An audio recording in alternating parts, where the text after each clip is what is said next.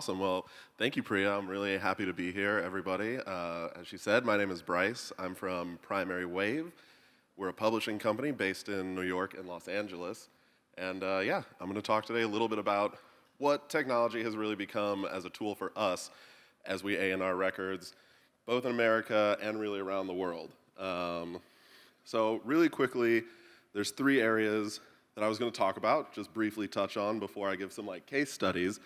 And the first is discovery. I'm sure today and tomorrow we'll talk about data a bunch. You probably know most of these companies. These are just 4 examples really quickly of where we're looking constantly to find trends, emerging artists, and really to look at ways that music is being consumed in different places to kind of lead how we want to then create. And I will give some examples of that in the later in this presentation, but we're really looking for what I would just call simplified as over-indexing. We always want to see where there is a trend, where there is something outperforming itself in all of the other categories that we can find. So we're constantly looking to see, is there a song in America that is, for some reason, the consumption is 10% in the Philippines, but the content being created is 47% coming from Philippines creators. So that's the first thing. We use all of these tools very regularly. I think I saw Illuminate rep on one of the other panels, so I'm sure you're familiar, and I will again tell how we use some of these later. But discovery is really important for us. It's always been the lifeblood of A&Ring, is finding the next talent, the new talent, and what comes after. The next, silly as this may seem, is communication. Prior to the pandemic, really, a lot of our meetings and discussions were done in person. We were sitting down in offices. We were having to schedule all of these different ways to get in touch with each other. But honestly, even out of these 3, I would say nothing has been more powerful for me in communicating globally as an A&R than Instagram. I think in probably 2019, the idea that I could just DM an A&R at a major label and get a response wasn't super popular. I do highly advise that you refine your pitch before you try that, but to say I've connected with A&Rs at countless major labels in multiple different territories simply by reaching out directly through Instagram and just engaging with their content. Sounds oversimplified, but now even as we A&R and collab, Zoom and WhatsApp have become primary ways for us to transfer files between our producers and our writers. And the next slide, really briefly, is the collaboration, which this really happened for us as A&Rs during the pandemic. We had to figure out how to work, whether it was 2 miles away or 2,500 miles away. We had to figure out how to make records collaboratively from different rooms, different countries, different cities, not being in the same room. If you're not familiar with these, Soundflower, Source Connect, Audio Movers, they're all different softwares that enable producers and writers to share their audio with each other, to take over DAWs with one another, so I can control your computer. You can also record from Korea into my Pro Tools in Los Angeles very seamlessly. A lot of this technology actually existed well before the pandemic, and a lot of it was used in voiceover for TV and film, and that was a really common practice. So we kind of just shifted into using a lot of these, and again, in the little case studies I'll show you, there's a great example of some. So discovery, communication, and collaboration, it's really, to me, what it means to be an A&R. We need to discover talent. We need to foster the collaborative efforts between our creatives we work with. And then at the end, we need to communicate and tell, whether it's telling the story as I pitch the record to labels, or just communicating why these people should work together, why this artist makes sense, etc. And I think the data really has led us to a bunch of great insights. So, from meme to hit, Young Gravy rickrolls the charts. I don't know how many of you are familiar with this record, Never Gonna Give You Up by Rick Astley. This is a song that Primary Wave has a portion of the publishing. We acquired it in a catalog sale. And it's been a meme online for a decade. I don't know when memes officially started, but that's when people would get rickrolled. Send the video, it starts as one thing, and then it flips immediately to Rick Astley to the music video. Is it funny? Maybe. But it keeps happening. So what we saw with Luminate and Chartmetric was a very, very consistent amount of creates using the Rick Astley song, and way higher than other songs that were coming out in the 80s and 90s. People love this audio. So then we went through and we kind of made our category of artists that we were interested in, and this category was major label artists with, give or take, maybe 3 to 12 million monthly listeners on Spotify, forward-facing metric we could pull easily enough. And we wanted people who, when they released a single, one of the main ways it traveled was through short-form, user-generated content. So using those parameters and using tools like Luminate and Chartmetric and Roster, Young Gravy became our ideal candidate. Every time he puts out music, the user-generated content, it's his primary marketing way and the primary method that he gets his music out to the masses. So what did we do? We A&R'd that, knowing what the original sample would be. We had someone create a track that interpolated the Rick Astley record. We sent it to Young Gravy's main producer and manager. They loved the idea. They finished the song, and you'll have to forgive me because I don't remember exactly, but it ended up peaking, top 20 at US pop radio. I think now it's probably around roughly 300 million streams on Spotify, and it was a really great data-led, tech-led idea that came to fruition, and honestly, without those discovery tools, I'm not sure that we would have done the pairing exactly the way we did. So that is one example. And here, just quick, just some numbers.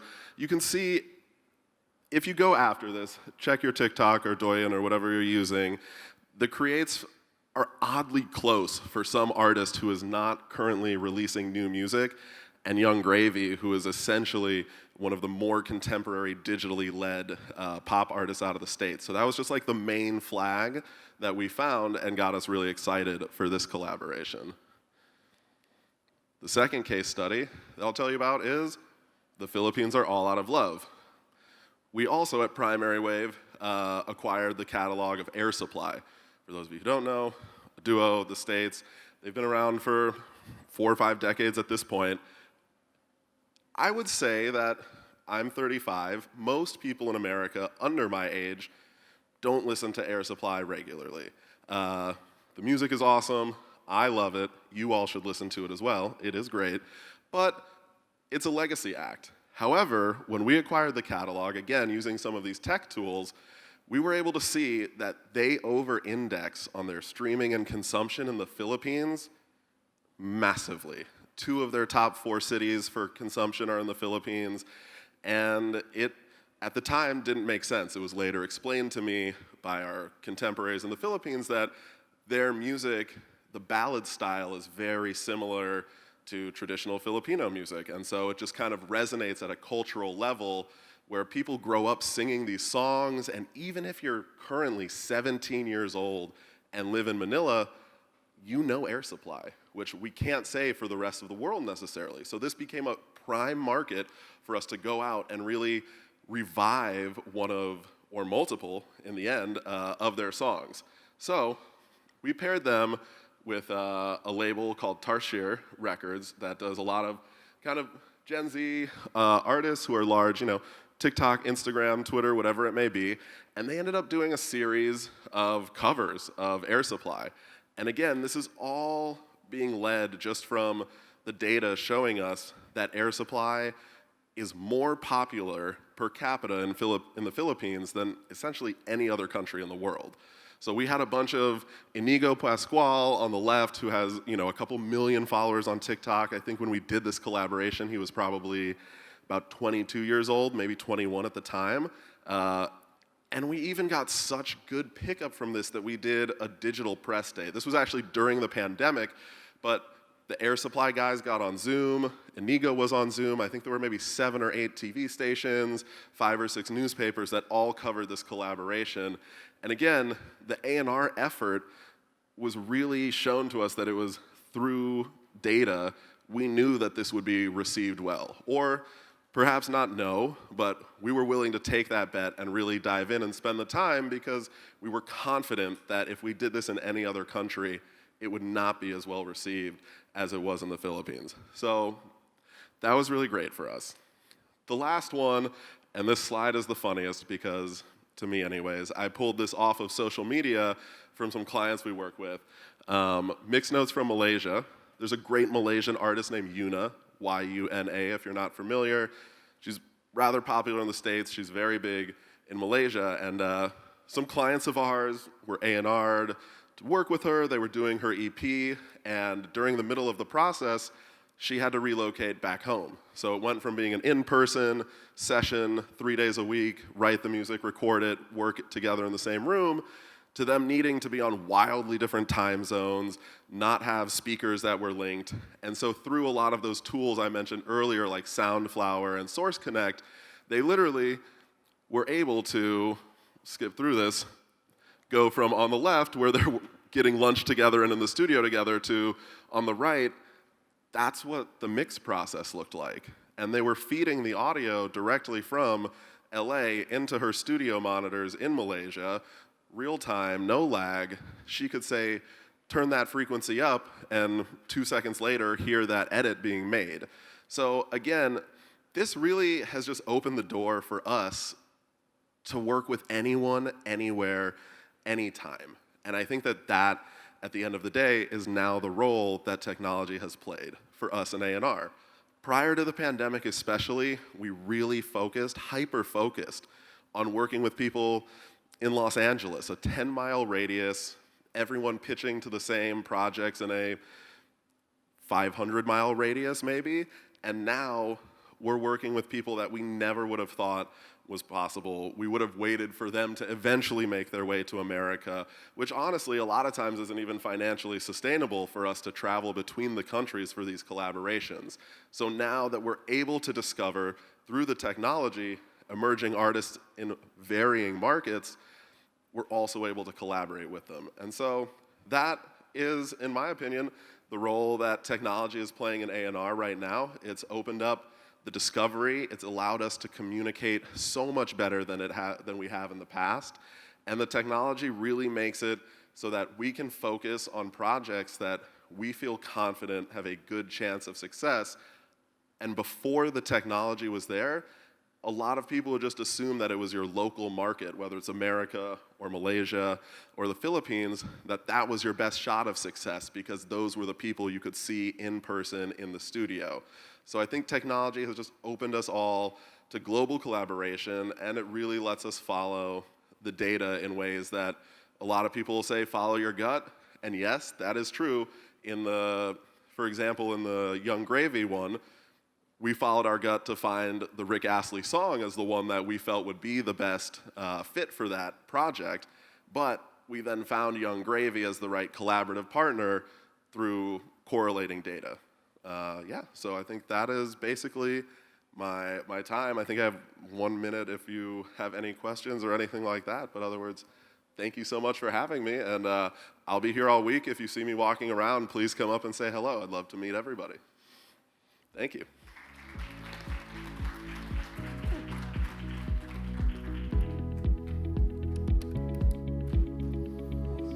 Thank you so much, Brice. It's so encouraging to know how technology can help everybody cross borders and find opportunities, both from the discovery and the collaborative process. Up next, we have Danny Lee doing our presentation in Korean. Danny joins us from Music Maven X. Please welcome to the stage, Danny Lee.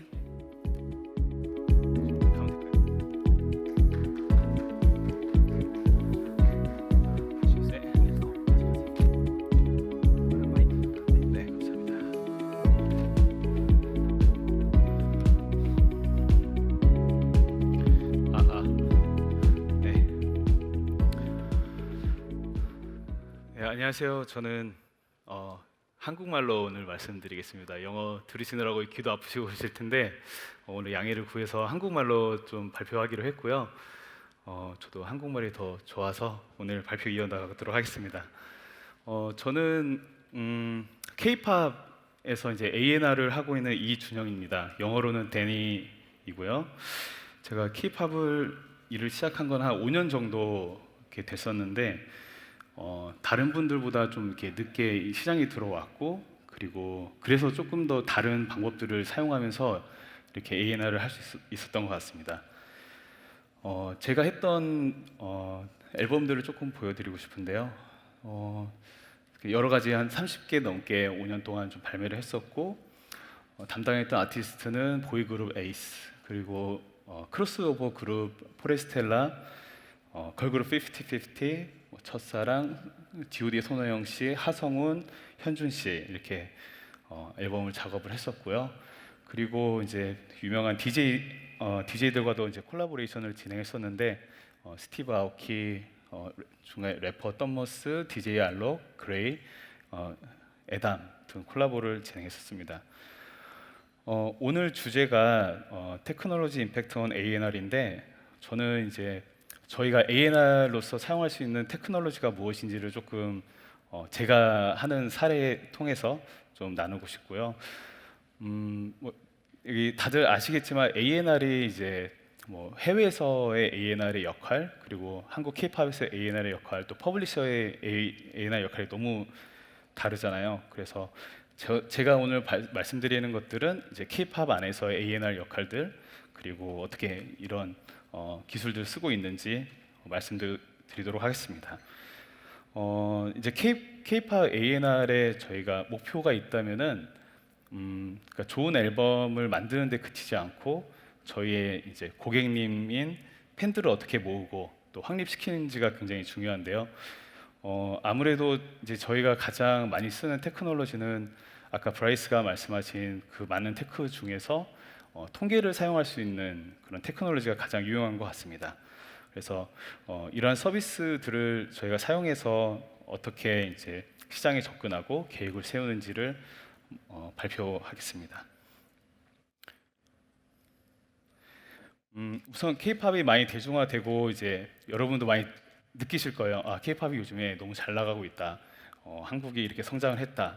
하지만 제가 보기에는 아직도 이제 글로벌 시장에서는 굉장히 그들만의 리그라고 느껴지거나 좀 소수들만이 듣는 장르라고 좀 생각을 합니다. 올해 발표한 IFPI에서 발표한 자료에 의하면은 한국이 그 전 세계 음악 시장 중에서는 7위를 차지하고 있습니다. 그래서 굉장히 옛날보다 많이 한국이 이렇게 발전했구나 생각이 들지만 루미네이트에서 발표한 자료에 따르면은 전 세계에 이제 발표된 그 곡들 중에서 한글이 차지하는 비율은 2~3% 내밖에 되지는 않습니다. 그래서 저희는 이런 작은 파이를 가지고 있는데 이걸 어떻게 하면 더 확장을 시킬지 그리고 어떻게 하면 더 글로벌로 나갈지에 대해서 굉장히 사명감을 가지고 있습니다. 이제 A&R이 이제 정말 많은 역할들을 합니다. 요즘에는 프로젝트 매니저 같이 프로젝트 진행도 하고 굉장히 작은 일부터 큰 일까지 많이 하고 있는데 저희가 가져야 할 가장 중요한 포인트가 두 가지가 있습니다. 하나는 프로덕트, 상품이죠. 저희가 상품이 뭐냐 했을 때는 정말 많은 상품들이 있겠지만 제가 생각할 때는 이제 가장 중요한 건 앨범이 될 것 같고 그리고 투어, 공연이 될 것 같습니다. 그리고 두 번째로 중요한 초점을 맞춰야 될 것은 이제 커스터머. 저희 커스터머는 이제 팬들이죠. 그래서 저희가 앨범을 내게 되면은 이 앨범을 가지고 이제 나중에 어떻게 투어를 할 건지 공연을 할 건지 이렇게 연결이 되는 게 굉장히 중요한데요. 예전에는 저도 이제 앨범을 제작할 때는 뭐랄까요 좀 이렇게 감으로 만들거나 촉으로 이렇게 제작을 하는 방법을 많이 취했다고 하면은 최근에는 조금 더 상세한 전략을 가지고 더 많은 팬들이나 타겟층에 대해서 어떻게 좀 접근할지를 많이 고민하고 있습니다. 그래서 이런 툴들을 이따가 말씀드릴 툴들을 사용해서 좀 더 정확하고 또 근거가 있는 계획을 세울 수가 있습니다. 그래서 이제 앨범을 저희가 제작을 할 때 투어를 고려하게 되고요. 투어를 고려하게 되면 이제 어느 지역을 갈 건지 생각하게 될 텐데 앨범 제작하기 전 단계부터 저희가 어떤 타겟팅을 설정할 것인가 그리고 어떠한 결과를 이끌어낼 것인가를 이제 항상 고민하게 됩니다. 두 번째는 이제 저희 고객님이신 팬이죠. 이제 저희 음악을 듣는 사람의 영역을 이제 네 가지로 나눠 봤는데요. 처음에는 오디언스가 있을 것 같습니다. 굉장히 라이트하게 음악을 듣는 분들이고, 그 다음에 조금 더 듣는 분들은 리스너, 그리고 그 다음에 팬이 되고 슈퍼 팬까지 가는 이런 단계로 나눌 수가 있습니다. 네, 보시면은 저희가 K-팝에서 타겟팅하는 영역은 팬들이고 또 슈퍼 팬입니다. 하지만 저희가 이제 K-팝은 너무 작기 때문에 많은 분들을 오디언스나 리스너에서 이제 많이 끌어와야 되죠. 그리고 팬들이 이제 저희 고객이라고 말씀드릴게요. 팬들이나 고객이 이제 저희 음악을 들을 때는 저희가 만든 앨범은 하나지만 이분들이 듣게 되는 경로는 너무 다양합니다. 플랫폼도 많고 뭐 유튜브부터 스포티파이, 멜론, 지니, 플로우 너무 많은 서비스도 있기 때문에 정말 하나의 앨범을 여러 경로로 듣게 되는데 그 플랫폼마다 정말 성향이 많이 다른 걸 확인할 수가 있고요. 그래서 이런 것들을 어떻게 저희가 좀 보고 있는지를 나누겠습니다. 그래서 통계를 많이 확인하기 쉬운 서비스들은 이제 스포티파이 아티스트가 있고 또 유튜브 들어가면 스튜디오가 있고 이제 외부 이제 유료 서비스로는 차트 매트릭이나 사운드 차트가 있습니다. 오늘은 제가 이제 차트 매트릭 자료를 조금 공유하면서 예시로 이제 보여드릴 텐데요. 정말 저는 사운드 차트도 너무 좋아하지만 차트 매트릭스를 조금 더 선호하는데 단점이 있다면 약간 조금 비쌉니다. 네. 예시로 한번 보겠습니다. 이 자료는 올해 5월달에 50-50의 이제 자료고요. 이렇게 이제 그 차트 매트릭스에서 보고서를 출력을 하면은 이렇게 나옵니다. 그래서 오디언스에는 스포티파이, 유튜브, 인스타그램, 틱톡 그리고 다른 플랫폼까지 어느 정도의 팬이 있는지 보여주고요. 그리고 스포티파이 안에서는 얼마나 많은 팔로워가 있고 리스너가 있고 그리고 플레이리스트가 어디까지 위치하는지 그리고 또 음악을 듣는 사람이 저희 팬이 얼마나 되는지 컨버전 레이트까지 나와 있습니다. 그리고 추이 변화까지 볼 수 있어서 이런 변화를 보고 저희가 기획을 하게 되고요. 또 인스타그램에는 이러한 데모그래픽들 나와주고 있고 유튜브라던가 또 틱톡까지 제공을 하고 있습니다. 네, 그래서 이러한 그 자료들을 보면서 저희가 이제 기본적인 데모그래픽들을 이제 파악하고요. 그들이 어떤 걸 좋아할지 예상을 하고 또 플랫폼마다 저희의 팬들이나 이제 그 리스너들이 어떤 성향을 갖고 있는지 이제 살펴보게 되는데 이것을 보면서 저희가 이제 목표로 하는 게 있다면은 우리 아티스트의 기존 팬은 좀 더 강화를 시키고 또 새로운 팬들을 좀 유입을 시키는 데 목적이 있고요. 그리고 공연을 하게 될 때는 지역별로 저희가 타겟팅을 좀 다르게 기획을 해서 그분들이 나중에 이제 저희 공연을 하게 되면은 오게 하는 그런 목표를 가지고 있습니다. 그래서 가장 중요한 거는 이제 이런 숫자들이 되게 많은데 이것들을 그냥 숫자로 바라보는 게 아니라 저희가 어떻게 해석하고 또 어떻게 어떤 의미가 있는지 보는 게 중요합니다. 네, 그래서 스포티파이 같은 경우는 이제 저희 같은 경우는 타겟을 하는 게 팬보다는 일반 오디언스나 리스너의 영역에서 많이 타겟팅을 해서 K-팝은 저희가 따로 타겟팅 안 해도 이제 팬들이기 때문에 들어주시는데 스포티파이 같은 경우는 일반 뭐 제너럴한 오디언스나 리스너들이 이제 들어주시기 때문에 일부러 그들이 이제 그들의 플레이리스트에 넣을 만한 곡들을 저희가 일부러 수록곡에 넣거나 이제 그렇게 좀 많이 푸시를 하는 편입니다. 그리고 유튜브는 이제 저희가 타겟팅하는 거는 이제 팬에서 슈퍼팬 영역입니다.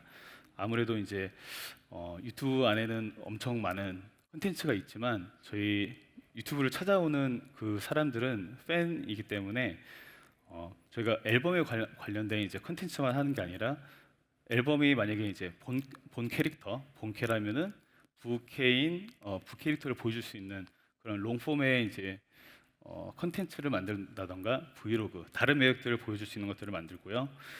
그리고 앨범을 발매하고 활동하는 시간은 굉장히 짧기 때문에 그 나머지 시간을 어떻게 채울지, 이 팬들을 어떻게 만족시킬지가 이제 중요합니다.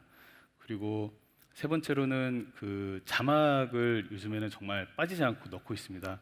그래서 각 세계 어디서나 이제 저희 컨텐츠를 볼 때 언어와 상관없이 저희 팬들이 그러니까 이탈이 되지 않도록 이렇게 모으는 방법을 하고 있고요.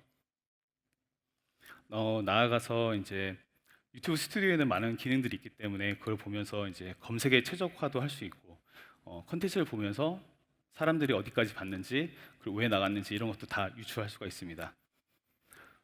틱톡 같은 경우는 오히려 저희가 타겟팅을 하는 거는 팬보다는 그러니까 유저의 영역이 좀 더 큰 것 같아요. 그래서 이 숏폼 만들 때 어떻게 하면 이제 배경화면에 쓸 수 있을까 이런 고민들을 하게 되고요. 앨범을 내게 되면 챌린지를 진행을 하죠. 네, 그리고 이분들이 이제 유저들이 우리 음악을 사용할 수 있도록 기획을 하고 있습니다. 추가로 인스타그램을 말씀드리고 싶은데요. 그 크리스찬 맥브라이드라는 이제 재즈 베이시스트 분이 계신데 그분이 인스타그램 들어가면 써 있는 말이 있습니다. 소셜 미디어 is like 스포츠 센터라고 하는데 너무나 공감이 됐어요. 그러니까 인스타그램에서는 저희가 보여줄 게 좀 하이라이트 위주로 보여줘야겠다 이런 생각이 들더라고요. 그래서 인스타그램은 하이라이트 위주로 저희 팬들에게 보여주고 있고요. 시간이 많이 없긴 한데 좀 빨리 하겠습니다. 제가 제작을 하면서 가장 심혈을 기울인 두 팀이 있다면은 이제 보이그룹 에이스하고 이제 50-50라는 팀이 있는데 제가 에이스를 담당했을 때 담당하고 좀 지나지 않아서 코로나가 왔어요. 그래서 팬데믹 기간 동안에 조금 어려움을 겪고 이 친구들이 이제 군대에 가게 돼서 그 기간 동안에 이제 50-50를 담당하게 됐었는데 제가 일했던 회사는 이제 큰 회사가 아니기 때문에 여러 가지 자본이나 이런 것도 넉넉지 않고 그래서 시작할 때 많은 어려움들이 있었습니다. 그래서 전략을 짜야 되는 시기에 보시면은 굉장히 그때 이제 풍미했던 지금도 유명하시지만 트렌드를 이끌었던 팀들입니다. 너무 이 경쟁에서 저희가 잘할 수 없겠다는 판단이 많이 들었습니다. 네, 저희가 2020년도부터 이제 준비를 시작했는데 2022년도에 이제 앨범을 제작하려고 하는데 여자아이들과 우리가 경쟁을 할 수 있을까? 이런 질문들을 많이 던졌던 것 같아요. 그러던 와중에 이제 하늘에서 빛이 내려온 것 같이 뉴진스가 나왔었습니다. 그래서 너무나 감사하게도 이지 리스닝이라는 그런 영역을 저희가 앨범을 만들 수가 있었는데요.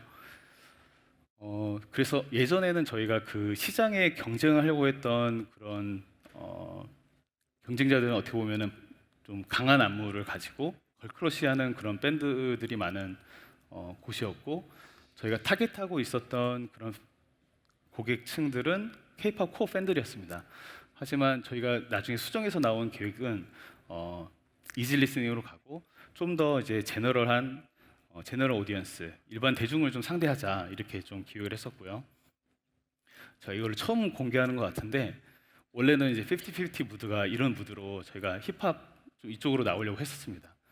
근데 이제 큐피드라는 앨범으로 나왔었고 저희가 그리고 이제 제너럴 오디언스를 K-pop 밴드를 타겟하지 않았기 때문에 좀 부족한 부분들은 다큐멘터리 시리즈를 만들어서 좀 진정성을 담아서 다른 매력들을 좀 보여주려고 노력했습니다. 그래서 감사하게도 이제 빌보드 핫백 17위에 들어가고 UK 싱글 차트 들어가고 빌보드에서도 글로벌 차트에서 1위도 하게 됐습니다. 네, 여기까지였고요. 이렇게 통계나 이런 것들을 잘 활용하시고 기획하시는 데 도움이 많이 됐으면 좋겠습니다. 감사합니다.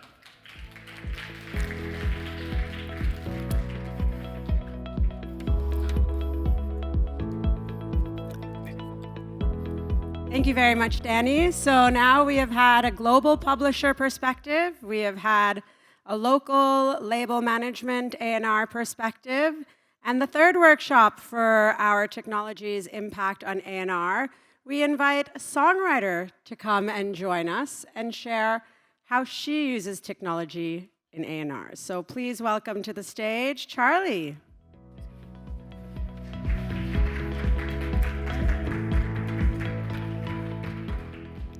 Good afternoon, everybody. Hope you're having a lovely day so far.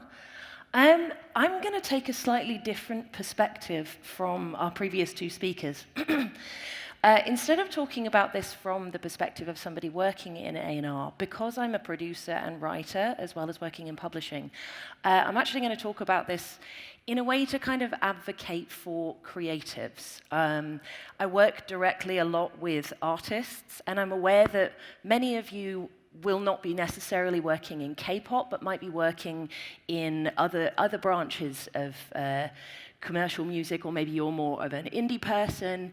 But I think that it's really important, and it's a discussion that's not had often enough, about how technology is affecting A&R and the way that the changing approaches that we have from the business side actually affects artists and artistry.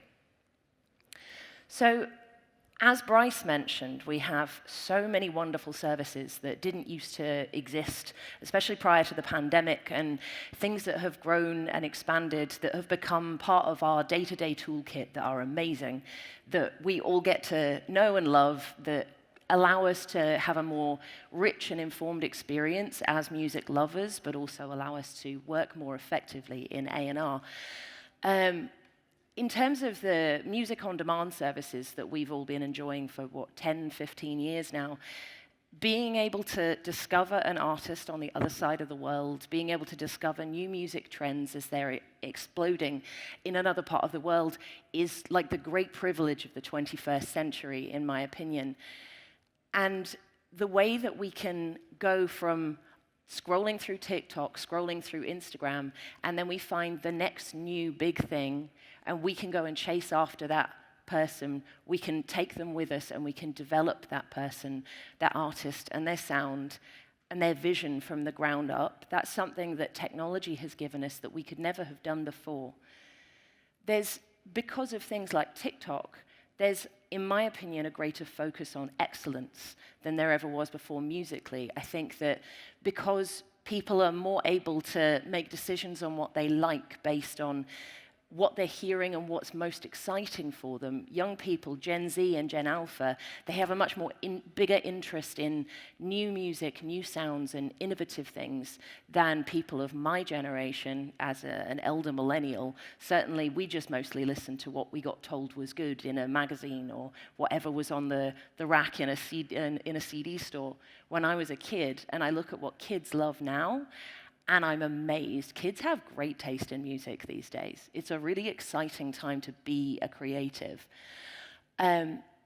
Also, on that same point, trends. What used to be a fashion that would last for 5 years now lasts for 3 songs, and then nobody cares about it anymore. So following fashion in music has become pointless. You need to just do your own thing. Artistry in and of itself has become the most important asset that you can have. And if you're a big music fan, you can be crate digging, going into the record store and digging through to find the thing that nobody else has found yet. You can do that on a global scale at any moment, day or night. When you're sitting on the train, on the bus, walking down the street, you can find the most unique music. And you don't have to go into a store. You don't have to find anybody. You don't have to talk to anyone, because you have technology in your hands that does it for you. The bad side, however, and a lot of this is driven by social media, and this is one of the things I want to talk about, that hype, because we can view all of the metrics that go along with the technology that we are embracing, the hype that we find often forces or encourages A&Rs to make signings and develop talent that are based not on the music that they're making or the actual potential they have on an artistic level, but simply, what do the numbers say? Virality has become kind of a disease, I'm just going to say it. It's a huge problem when you're talking about how you promote an artist.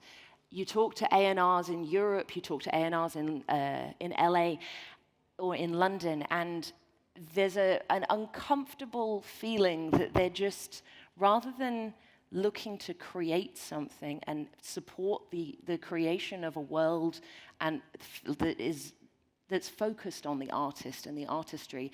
They're waiting for something to pop off on TikTok, and that gives them permission to release music. And obviously, this doesn't apply to, say, K-pop, where you have grand strategy. But when you're developing an artist, if you put virality before the quality of the artistry and the world that you're trying to create, you're not inviting anybody in. You're simply waiting for the internet to do the job for you. And that's becoming a serious problem for artists, because that's the aim that an A&R has, because they lack the tools creatively to follow their instincts. The second album issue that one used to talk about when one thinks of an artist where they would do their first record and they had their whole lives to think about what they wanted to say. And then the second album had to follow right after it, and they had 1 year to think of what they wanted to say. That's always been a problem, but how do you follow up a viral TikTok moment? Who knows? Some people are fantastic at it, but many people get signed off of the back of a viral moment, and then they don't actually know how to pick it up. The number of incredibly talented artists that I've seen over the last 2 years who get picked up because they have one song that pops off as a TikTok, and then because they can't immediately follow it up, because there's a lack of artist development going on, they get dropped. And so that artist will never achieve their potential, and all the money that they've invested as a label has been wasted. Leaked songs is also a massive issue in the West. I don't know how much of an issue it is here, but one of the ways in which artists test, often with the encouragement of their labels, testing songs for release, is by releasing them on TikTok with some video, some little idea of creating virality. Once you've done that, you cannot release that song with another artist. So if you're a songwriter and that song has been leaked, not released by an artist via TikTok, you can't pitch that song to someone else. So you can see that while there are amazing upsides to this, there's also a very negative side, and it's really about the way we think about technology. Now we can see here, this is a graph of the global income from the music industry between 2001 and 2019. And we can see right here, we're back up to making money again. We're making bank. We're doing all right. Streaming is kind of working out for us. But the problem is that now we've got more money, but because there wasn't enough money for a long time, in my opinion, we are making signings based on a scarcity mindset. So, for example, in Germany, where I live, between 2019 and 2022, I watched so many very talented artists who needed some development time, and often their social media game had gone second to their artistic development, be passed on by major labels. And at the same time, watching those same majors and bigger indies absolutely throw money at influencers who maybe they had a beauty channel, or maybe they were just cute at talking about anime. And the next thing you know, suddenly they're a singer, but they don't know how to sing. So this was a problem that you saw over and over and over again. So we know that we have money, but it's not being put in the right places because we're looking at metrics, we're looking at social media, we're looking at these technology tools that we have at our disposal, and we're thinking that those things are the most important ways in which we find and develop talent. But actually, it's not effective, because in the end, those people can't sing. Those people don't have what it takes to be an artist. The artistry should be coming first. We also see a loss of long-term artist development, where it used to be in days gone by that there was nothing wrong with it taking 2 or 3 albums for an artist to turn into what they were supposed to be, to fulfill their potential. If you think about, to go back a very long way, Queen, Bohemian Rhapsody's on their 3rd album. It takes time sometimes. And artist development, we have the money to do it, but we're not doing it in the right way far too often. There's a lack of patience and a lack of trust in the ability of artists to achieve their potential. Another problem that we see over and over again is artists having to become influencers because they're told to. And this is something I want to talk about. I'm going to skip that bit because I'm talking too much. We're talking about metrics. And the problem with overly focusing on metrics is that we get lost in what the numbers are looking like, what they're telling us, and whether or not they're actually able to deliver a product in the long term. Now, when you think of an artist like Chapel Roan, so I don't know why she got dropped from Atlantic, but she's a great example of an artist being dropped too soon. So when you have artists where they're being told to focus on their social media game, and they're being told to develop that as opposed to their artistry, and then if the numbers don't add up, if they don't become successful overnight, they get dropped. Now, I remember working with Chapel Roan in 2019 and thinking she was possibly the most extraordinary talent I'd ever sat in a room with. And then a year later, she gets dropped by her label. But somebody saw the potential because Dan Nigro, her producer, kept with her. They later partnered with Island Records, and they waited and they developed the artistry. And now she's one of the biggest stars in the Western Hemisphere. And she is possibly going to wind up being the artist of our time. Who knows? But one of the things that we need to remember here is that if you don't have the patience to keep going with focusing on artistry first and technology and the drive of metrics second, you might lose out on her. You might lose out on any artist. So while these tools are here and available at your disposal, you can't rush the pursuit of artistry because there are just more important things in life. So what do we do about this? There's something that I read the other day. It's a wonderful quote by Charlie XCX, which I will paraphrase. And she said, when you're talking about artistry, that artistry isn't even just about the music. That's not even the most important thing.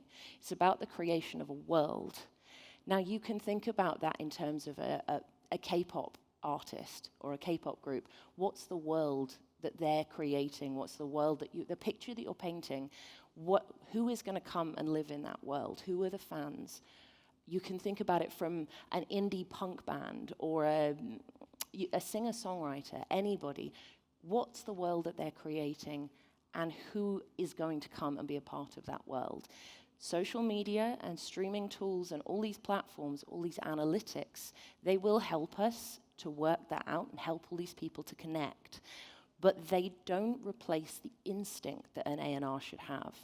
And I've had too many conversations with A&Rs where you kind of know that whatever instinct they had, they've forgotten it.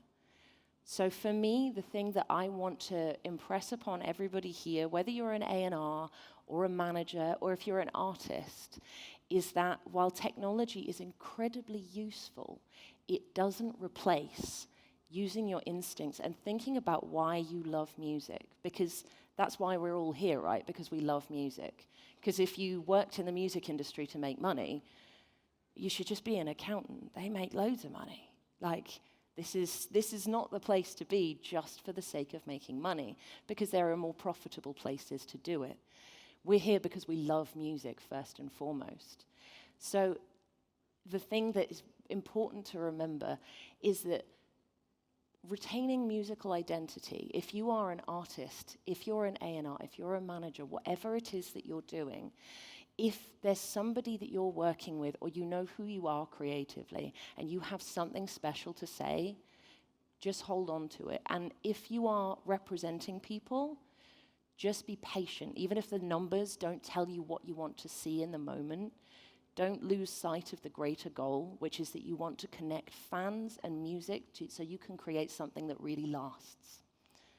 That's all the time I have. I talked for too long for questions, but if anybody would like to have a chat afterwards, I'm going to be hanging around. So if you'd like to, I'm here. But thank you very much.